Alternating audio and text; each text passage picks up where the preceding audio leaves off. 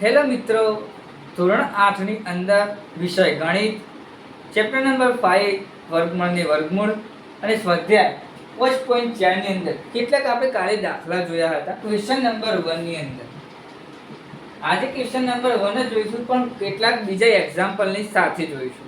કાલે સમજણ ના પડી હોય મિત્રો તો આજના વિડીયોની અંદર સંપૂર્ણ રીતે સમજણ પડી જશે. તમારે વિસ્તારપૂર્વક હું સમજાવીશ. આપણે જઈએ આગળ. તો આપેલી સંખ્યામાં વર્ગમૂળ તરીકે આવતી સંખ્યામાં કેટલા અંકો હશે તે આપણે જાણીશું. કઈ રીતે તો જોઈએ. સૌપ્રથમ આપણે સંખ્યા આપેલી હોય 69. એક્ઝામ્પલ તરીકે આપણે 69 આપેલી સંખ્યા હોય તો સૌપ્રથમ પહેલા અંકો જોઈ લઈએ કે અંકો કેટલા છે. તો આ 1 અને આ 2, તો બે સંખ્યા આપેલી છે.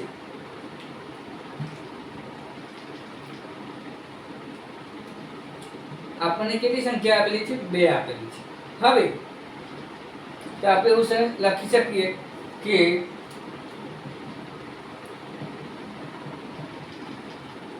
અંકોની સંખ્યા 2 છે. હવે અંકોની સંખ્યા 2 છે આપણે ખબર પડી જાય, પણ એકી છે કે બેકી છે આપણે જોવાનું છે. તો 69 એટલે કે 2 એ બેકી સંખ્યા છે. આની વાત કરવાની, આની વાત નહીં કરવાની. તો 2 બેકી સંખ્યા કહેવાય. હવે સંખ્યા કેટલા અંકો હોઈ શકે વર્ગમૂળમાં? તો વર્ગમૂળની અંકોની સંખ્યા કેટલી હોય? તો n ભાગ્યા 2 લેવાના. જો બેકી સંખ્યા હોય તો n ભાગ્યા 2 કરતા એકી સંખ્યા હોય તો n + 1 ભાગ્યા 2 લેવાના. આ સૂત્ર એમ છે. હવે n ભાગ્યા 2 લીધા, n બરાબર કેટલા લેવાના હતા? n બરાબર 2 લઈશું. આવું બતાવવાના આગળ. n બરાબર 2 લેવાના, જે સંખ્યા મળી હોય. તો n ભાગ્યા 2 એટલે 2 ભાગ્યા 2 એટલે બરાબર 1. તો આન્સર મળે 1. તો વર્ગમૂળની અંકોની સંખ્યા આપણને 1 મળી કહેવાય. બીજા એક્ઝામ્પલની સંખ્યા આપેલી તો શું કરીશું? તો જુઓ, પહેલા કેટલી સંખ્યા છે એ જોઈ લઈએ. 1, 2 અને 3. 3 સંખ્યા આપેલી છે. તો આપણે એવું સમજવાનું અંકોની સંખ્યા 3 છે. બરાબર? 3 આપેલી એટલે એકી સંખ્યા કહેવાય. તો 3 એ એકી સંખ્યા છે. n બરાબર 3 લઈ લેવાના. બરાબર? n બરાબર 3 લઈ લેવાના. જે સંખ્યા મળે એ. કેટલી સંખ્યા છે? 3. તો n બરાબર 3 લઈશું. 3 એ એકી સંખ્યા છે. બરાબર? હવે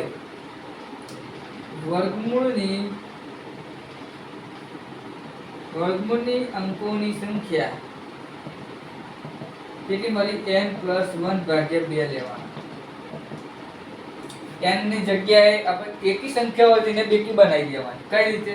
n ની જગ્યાએ 3 મૂકીએ, 3 + 1 ભાગ્યા 2. 3 એટલે 4 ભાગ્યા 2 એટલે 2 આન્સર મળે. તો આપણને વર્ગમૂળની અંકોની સંખ્યા આપણને શું મળી? 2 મળી કહેવાય. આ એનો આન્સર.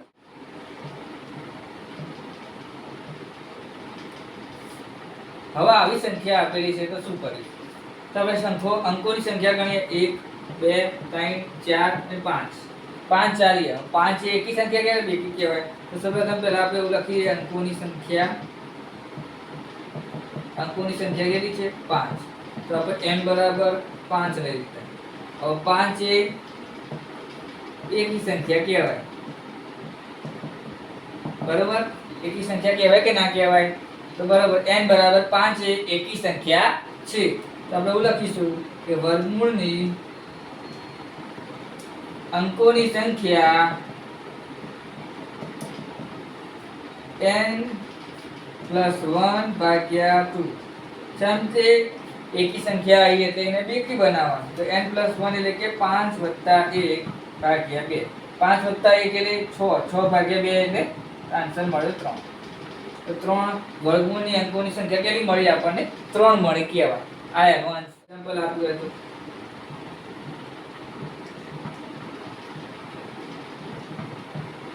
હવે આવું એક્ઝામ્પલ આપ્યું તો શું કરીશું? તો જુઓ, 1, 2, 3, 4, 5, 6, 7 ને 8. 8 અંકો આપેલા છે. કેટલા? 8 અંકો આપેલા છે. હવે 8 અંકો લખી દઈએ. અંકોની સંખ્યા 8 છે. 8 એ બેકી સંખ્યા કહેવાય. તો n બરાબર 8. તો એ બેકી સંખ્યા છે. 8 એ બેકી સંખ્યા છે. હવે વર્ગમૂળની અંકોની સંખ્યા n ભાગ્યા 2 લઈશું, કેમ કે બેકી સંખ્યા પહેલાથી આપી દીધેલી છે. હવે n ની જગ્યાએ 8 ભાગ્યા 2 એટલે કે 4. તો આપણે આન્સર મળ્યો વર્ગમૂળની અંકોની સંખ્યા કેટલી મળી? 4 મળી કહેવાય. આ એની જવાબ. ધારો કે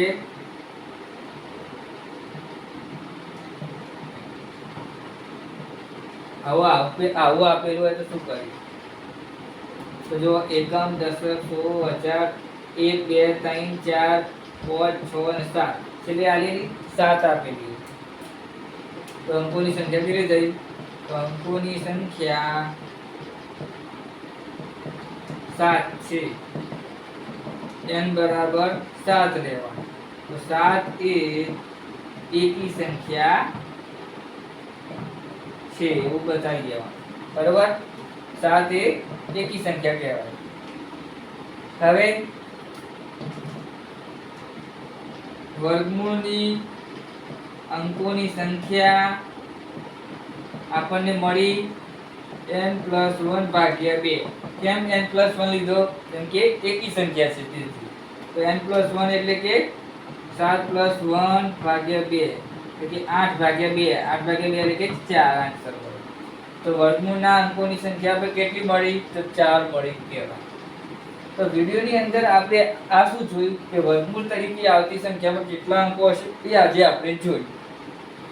આવતા વિડિયોની અંદર આપણે શું જોઈશું કે ભાગાકારની રીતે વર્ગમૂળ કઈ રીતે શોધી શકાય એ નવી ટ્રીકની સાથે, કે તમને સરળ ભાષામાં સમજણ પડે તે રીતમાં આપણે કાલે જોઈશું. તો વિડિયોની આપણે આટલે સુધી રાખીએ છીએ. વિડિયો ગમે તો લાઈક, શેર અને કોમેન્ટ કરીને જણાવજો કે વિડિયો કેવો લાગે છે. અને લાઈકનું બટન દબાવી દેજો મહેરબાની કરીને. મિત્રો લાઈકનું બટન દબાવી દેજો. હજી દબાવ્યું નથી, દબાવી દો. અને સબસ્ક્રાઇબ કરવાનું તો ભૂલતા જ નહીં. તો સબસ્ક્રાઇબ કરી દેજો. અને આવતા વિડિયોની અંદર નવી ટ્રીકની સાથે, નવી રીતની સાથે મળીશું. જય સતી.